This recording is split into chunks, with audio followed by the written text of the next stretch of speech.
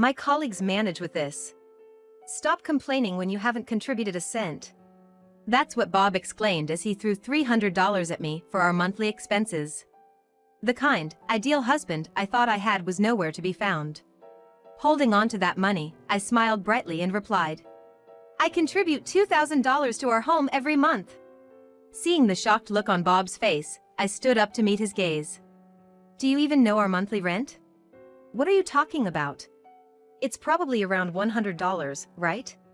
Even if we lived in rural Nebraska, can one really expect to rent a 3-bedroom apartment with soundproofing for just $100? Holding back my urge to yell, I quietly placed the divorce lawyer's business card on the desk. Whoa, what's gotten into you? Calm down." Bob tried to soothe me, his lips quivering, but I calmly responded, "It's not sudden, it's all according to plan." I stared at Bob with cold eyes, his shock rendering him speechless. My revenge has only just begun. My name is Michelle Miller. I'm a 35-year-old housewife and work as a piano teacher. Before getting married, I worked officially at a music school. After marriage, I started offering private lessons at home. Juggling household chores, childcare, and teaching piano, my days are pretty packed. I married Bob when I was 28. We met at a charity concert organized by the piano school I worked at. Bob helped coordinate equipment and acted as a liaison between us and the venue. He wasn't exactly adept at his job, but he was quick to bond with the venue staff, ensuring smooth negotiations. Bob asked me for my contact information on our way home from the after-party of the competition. I accepted Bob's invitation for a date, and we began to go out together. Before I knew it, our relationship blossomed, and we got married on our 3rd anniversary. Bob and I have 2 children. One is a boy who looks just like Bob, and the other is a girl who looks just like me. People often say that boys resemble their mothers and girls their fathers, but in our case, it was the exact opposite. We used to joke about that. We were a very close-knit family, always going shopping together. However, once our children started elementary school, Bob began acting strange. "I'll be home late." "Again? You've been busy lately, haven't you?" My husband, who only occasionally worked overtime at the beginning or end of the month, suddenly had many late nights. He would always come home late, reeking of alcohol. He mentioned that since he switched to a sales job, he had a lot of client dinners, and I thought, gee, working in a company must be tough. Thankfully, since I didn't accept students in my home piano lessons in the evenings, our children were never left alone at night. Because of this, I felt a strong responsibility to support Bob to the best of my ability. However, he gradually began to show a colder attitude towards me. At first, it was small complaints about meals or housekeeping, but soon, he started nitpicking about how I spent money. "Hey! What's for dinner today? It's unfair that the meal for the breadwinner, which is me, is the same as for you and the kids. Mine should be more extravagant." "Well, I work too, you know. And the kids are growing, they need proper meals." "Stop being so selfish. Only young women can get away with that. Stop making excuses and listen to me. Forget it. I'm gonna eat out." "What?" Saying that, Bob left, leaving me and the kids in shock. I felt anger rising, but seeing my children frightened by Bob's outburst, I decided it was more important to comfort them. I chose not to worry about where Bob went. But from that day on, Bob's behavior changed drastically. Apart from weekday overtime, he also started working more weekends. Despite complaining, I saw a delighted Bob getting ready, and I couldn't help but feel, this isn't about work. Women's intuition, as they say. Observing Bob closely, I noticed many red flags. Though he never had an interest in fashion, he started buying brands that younger people would like. He would often be on the phone on our balcony late at night. And to top it off, I saw a transaction for women's jewelry on our credit card statement. The final straw was when Bob suddenly started dictating how the household expenses should be used. "All these years, you've been overspending, which limited what I could do. From now on, our monthly budget is $300. Got it?" $300? That's impossible. Just the groceries for the 4 of us cost over $500. That's because you're being extravagant. From now on, I'll spend as I please. If you want to spend money, earn more yourself." True to his word, from the next month, Bob only gave me $300. I managed with my earnings and some savings, but it was not enough to maintain the lifestyle Bob expected. I might have to consider divorce, I thought for the first time. Whether there was another woman or not, I used to think, if he comes back to us before the kids are grown, it's okay. I was trying to reassure myself. But when I considered whether my children needed a father who acted irresponsibly and didn't care for his family, I felt that maybe we didn't need Bob. I was still a bit hesitant, but one day an event happened that made me decide on a divorce. "Would you shut up?" It was a Sunday morning, and I was making breakfast. Surprisingly, Bob, who usually leaves early, was still home. The kids went into his bedroom hoping to play with him. Then, with a loud voice that could probably be heard outside, Bob yelled at them. "Hey! Why'd you yell out of nowhere like that? Isn't taking care of the kids your job? Stop slacking off. You're their father too, you know." "Huh? I don't need noisy kids around. I'm trying to get some rest here. Keep 'em quiet. The reason you're tired is probably because you've been staying out late every night, maybe cheating on me." I bit my tongue, holding back from saying that out loud. The kids were clearly frightened, hiding behind me. Seeing them like that, the idea of divorce solidified in my mind. I need to protect my kids. As we looked at Bob, who was now snoring loudly in bed, I made up my mind. Later, I started by checking my own finances. Could I maintain our lifestyle while continuing my classes from home? And what about the future of the kids? To my surprise, I realized that I could sustain our lifestyle just on my own income. The reason our expenses had shot up was because of the family credit card which we had gotten for both of us. Seemingly forgetting it was a family card, Bob had been using it here and there. Sometimes, the bills even exceeded $1,000 a month. I had only been checking the total amounts, but Bob's charges started increasing right around when he began working late. And they were all at fancy restaurants and hotels, the kind you'd go to for a romantic getaway. My love for Bob cooled to absolute zero as I realized he might be using our family card for trysts with his affair. But confronting him now might just make him hide the affair. So, I decided to first make sure our finances were rock solid, and then corner him once everything was set. About 3 months after learning about Bob's affair, I managed to gather all the evidence. Bob had no idea that I was onto him, so gathering evidence was a breeze, no need for a private investigator. Then, on Bob's payday, I decided to make my move. Getting ready for a date with his mistress perhaps, Bob was in high spirits that morning, humming while picking out his clothes. I approached him cautiously. "Hey, isn't it payday today? The $300 you've been giving for household expenses isn't cutting it. I think you'd understand if you checked our finances." "Will you stop with the excuses? It's all your incompetence. You've ruined my mood." He interrupted me angrily. But I persisted. "But, it's not enough. At this rate, we might have to sell the house." Bob sighed dramatically and ran his fingers through his hair. He took out his wallet, pulled out 3 bills, and waving them at me, said, "My colleagues get by with this. You haven't chipped in a cent, so stop complaining." Saying that, he threw the $300 meant for our expenses at me. The kind and loving husband I had married was nowhere to be found. I clenched the money and smiled back at him. "I put $2,000 into our home every month," I said. Bob looked at me with a blank expression. Standing up, I met his gaze. "Do you even know how much the rent for this house is?" "What are you talking about? It's probably around $100, right? Regardless of living in the countryside of Nebraska, can you really believe you can live in a 3-bedroom house with a mortgage for just $100? Holding back my urge to yell, I quietly placed the divorce lawyer's business card on the desk. "Michelle, what's going on?" "Calm down," Bob said, trying to soothe me with a twisted smile. "It's not sudden. It's all according to plan," I replied coldly. Bob looked shocked, at a loss for words. I stared back with indifferent eyes. The revenge has only just begun. Bob seemed utterly bewildered when I suddenly placed the divorce lawyer's business card on the desk. To make things clearer, I placed another set of documents on the table. Seeing them, Bob's face turned pale. What does this mean? These are my income statement and our household expenses.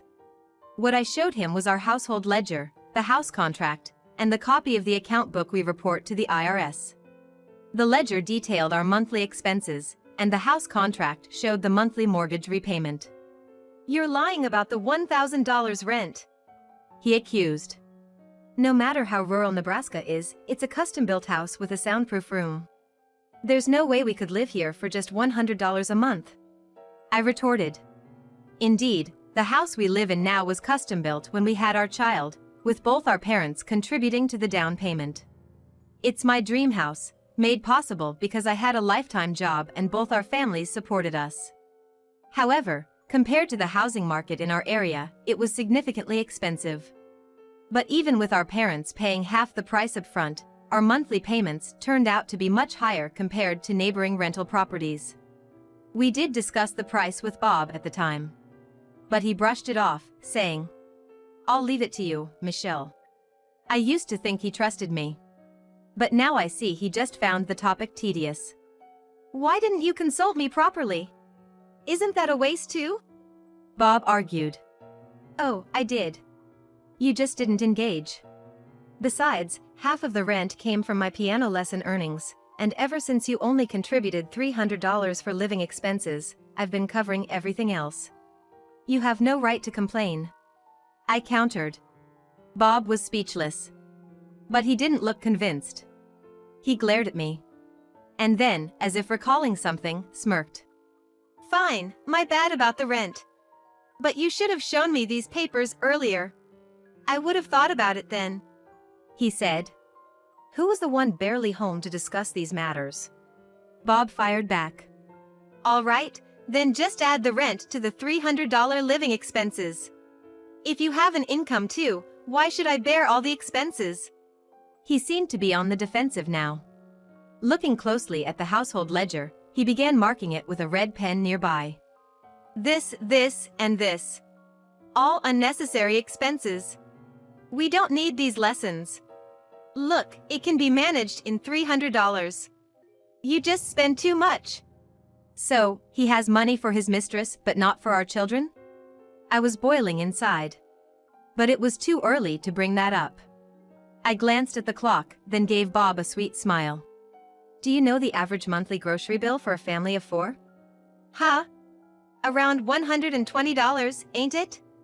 That's why $300 is more than enough.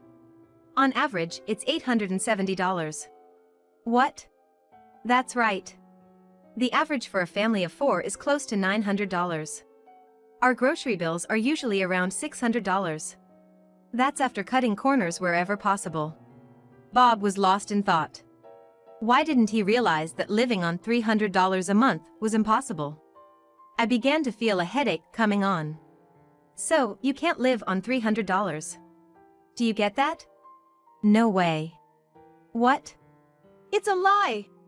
Suddenly, Bob started acting like a child, vehemently denying the truth. I looked at him with disbelief.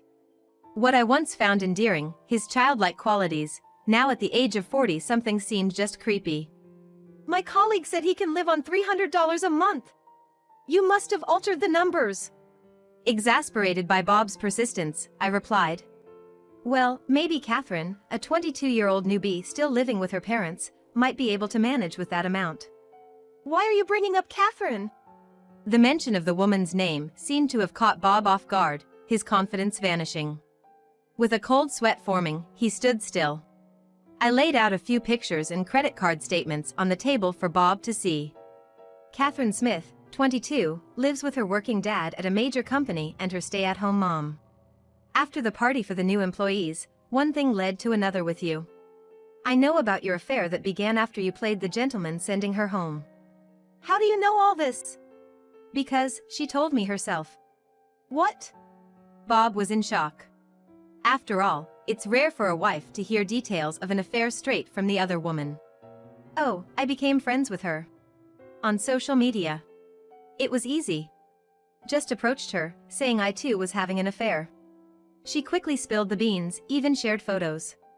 But, how? In the age of information, you gotta be careful. She shared photos, like this one. I said as I placed a picture of them in a compromising position right in front of Bob. Bob, with eyes darting around, was sweating profusely. Oh, and she should be receiving one of these soon. Receiving what? This legal notice. I said that and handed Bob the certified letter. It was an official document my lawyer, whom I had contracted while gathering evidence, had prepared for me. As Bob read through it, his face turned pale. $5,000. I can't afford that. Oh, your father said that amount was reasonable, didn't he? What? You told my parents? Of course. They should be here any moment.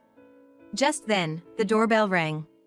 I simply replied "Come in" to the person on the intercom and returned to the living room. Michelle, is everything sorted? Thank you. Right on time. That's good to hear.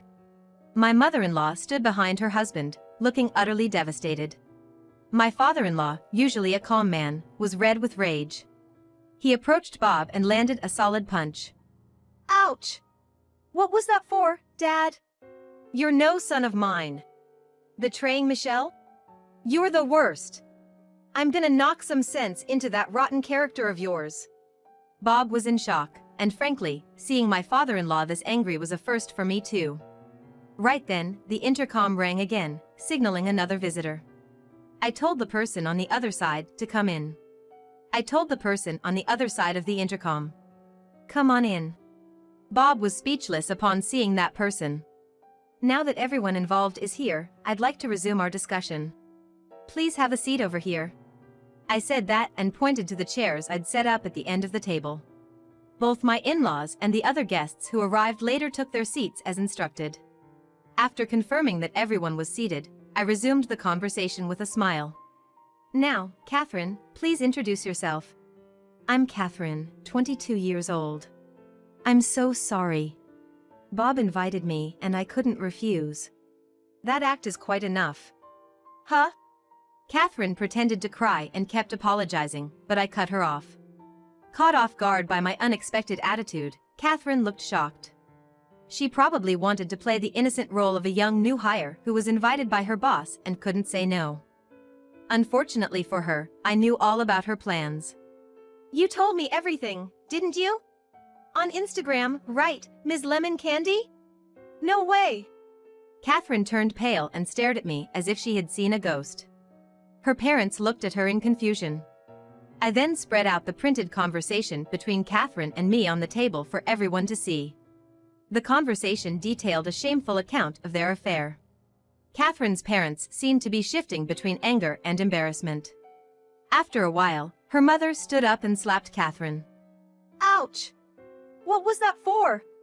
You told me you were confused because you didn't know he was married and got a legal document about it. What is this? You knew he was married, encouraged a divorce with his wife, and then there's all this trash talk. Catherine's mother seemed very sensitive about the subject and began to tear up. I did feel a bit sorry for her, but it was a mess her daughter had gotten into. Plus, it'd be good for her to know what I'd be talking about next. Also, seeing your husband every day and then hitting on another married man from the same department? That's some stamina. Wait, that's... Bob had a disbelief look on his face as he listened to my words, but when Catherine seemed very flustered, it seemed he realized it was true. Fuming, Bob stood up, grabbed Catherine by both shoulders, and yelled. You had another man besides me? Who is it? Do you know how much money I spent on you? And you cheat on me? You wretched woman! Hey! You were the one who made the first move on me. Even though you have a wife and kids. It's a privilege for you to date a young and cute girl like me. What? How can you be so deluded? Watching the two of them bicker, I sighed. Blaming their affair partner while ignoring their own faults, really? There's a limit to how foolish one can be. It seemed like I wasn't the only one who felt this way, as both sets of parents looked utterly dumbfounded. Then, Catherine's father, who had remained silent till now, stood up. The arguing Bob and Catherine noticed and fell silent. Catherine's father began speaking slowly. Michelle, I deeply apologize for everything. We want to cover the damages for emotional distress. We know a dairy farmer looking for help, and we'll send Catherine there to work off the debt. She won't leave that place until she pays us back in full, and we won't be providing any assistance. I don't think this makes up for everything, but does this solution work for you? I'd rather not have her name appearing in my bank account every month. So, I appreciate your offer. Whether you cut ties with her is up to you. Catherine's father left with Catherine and her mother. As soon as I felt a sense of resolution regarding Catherine, the front door closed and Bob said something surprising. Hey, Catherine had me fooled. So, can we start over? I'll do whatever you say. That's fine. I can't stand being with you anymore. Let's get a divorce. And of course, I'll be seeking child support and division of assets. What? No way! Bob looked dejected as he slumped back into his chair. My father-in-law forcefully dragged Bob out of the house and took him back to their family home. Finally, it was over. Alone in the living room, I took a deep breath, relaxed, and then started preparing dinner for my children who would be home soon. And after a short while, she started preparing dinner for the kids who were gonna be home soon. Later, I and Bob divorced without any issues. Bob's father-in-law was furious, and even his mother-in-law said she never wanted to see his face again. Thus, Bob was cut off from his in-laws. Naturally, he didn't get any financial support and asked if he could pay me in installments, but I refused. As a result, it seemed Bob had to take on debt to pay the alimony. Moreover, his affair with Catherine was exposed. He managed to keep his job but was moved to a lesser role in the company. Apparently, he got a 40% salary cut. With his reduced income and the debt to repay, it said he's been working part-time at construction sites at night and even on weekends. I heard Catherine is working non-stop at a relative's ranch. She used to love cosmetics, but now she's living in a place where the only nearby salon is run by elderly women in their 70s. She can't even afford makeup, let alone get her nails done. Every day, she laments that things didn't turn out the way she expected. It seems she's also being sued for alimony by the wife of another man she had an affair with. It sounds like her liberation won't be happening anytime soon. As for me, I'm living happily with my 2 kids. My piano lessons have been gaining popularity. After I started evening classes just 3 times a week, they got fully booked by adults who wanted to learn the piano, and my income has been steadily increasing. I thought my kids would be sad after the divorce, but it turns out it was just me who felt that way. They even told me, "We like you even more after the divorce, Mom. You're cooler." That made me feel a bit happy. Education is gonna cost a lot, but if things continue this way, I'll be able to save enough for my children's desired future paths. Listening to the beautiful melodies my students play on the piano, my heart dances with excitement for the bright future ahead.